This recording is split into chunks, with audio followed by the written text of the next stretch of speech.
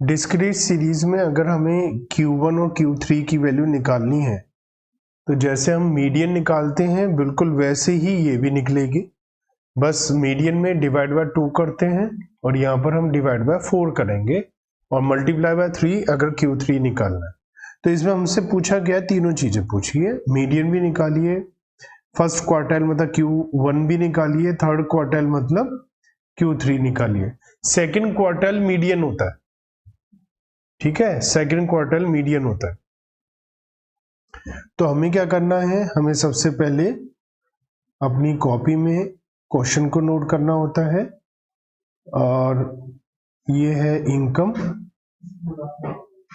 मतलब कि X 800 1000 1200 1400 1600 1800 number of person बता F 16 24 26 30 20 एंड 5।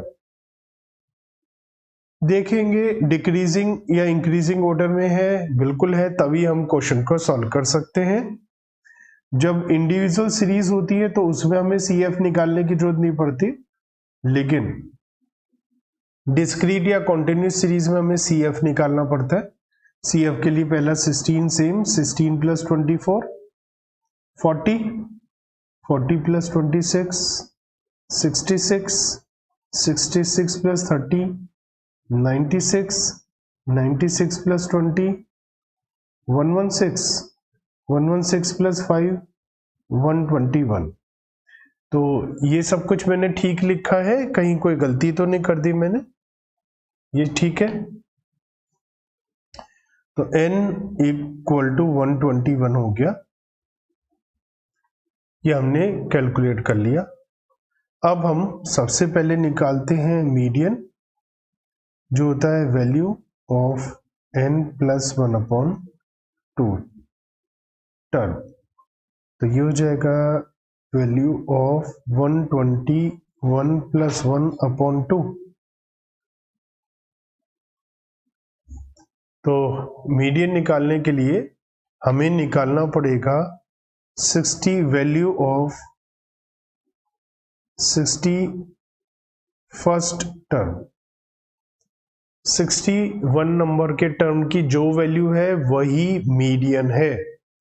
तो ये CF से पता चलेगा, ये 16 है, 16 मतलब 1 to 16, ये 40 है मतलब 17 to 40, ये 66 मतलब 41 से 66, ये है 96 मतलब 67 से 96, ये है 116 मतलब 97 से 116 और ये 121 मतलब 117 से 121। अब ध्यान से देखो तो 61 नंबर जो आ रहा है, 61 नंबर, तो 61 नंबर यहां पर आ रहा है ना।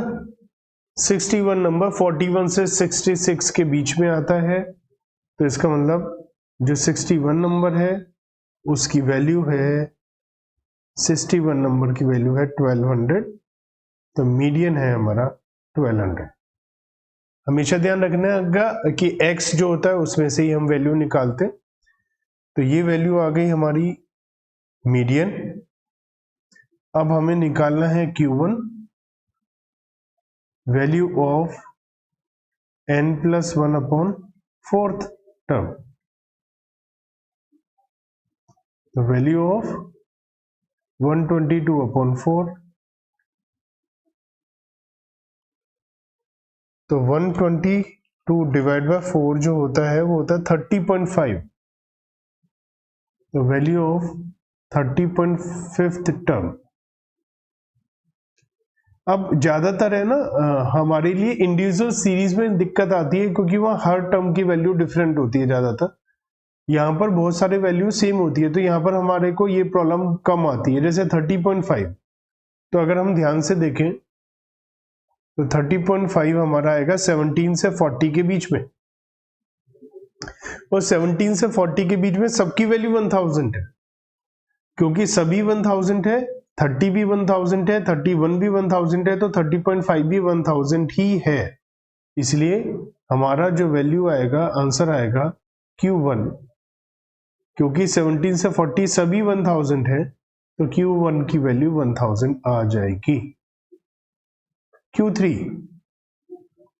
वैल्यू ऑफ 122/4 इंटू 3 से मल्टीप्लाई हो जाती है, 3 से मल्टीप्लाई हो जाती है, तो ये हमारा टर्म हो जाएगा वैल्यू ऑफ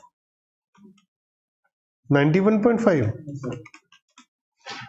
91.5 टर्म। तो यहां पर भी हम देख सकते हैं कि 67 से 96 सारे नंबर 1400 है, तो इसका उत्तर 91.5 भी 1400 ही है। तो यहां पर Q3 की वैल्यू हो गई 1400, क्योंकि 67 से 96 सभी टर्म की वैल्यू 1400 है, तो 91.5 की भी 1400 ही होगी।